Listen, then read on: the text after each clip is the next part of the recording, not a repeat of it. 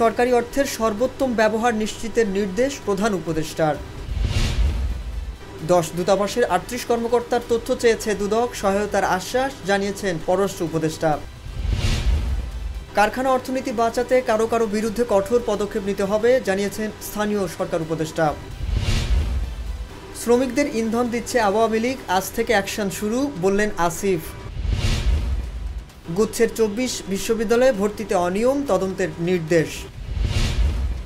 বৃহস্পতিবার শহীদি মার্চ করবে বৈষম্য বিরোধী ছাত্র আন্দোলন।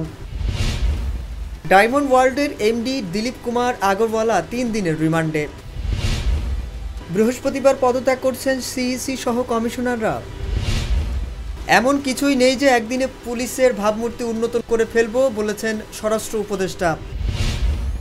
অপরাধীদের ক্ষমা নয়, বিচার করতে হবে বললেন রিজভী।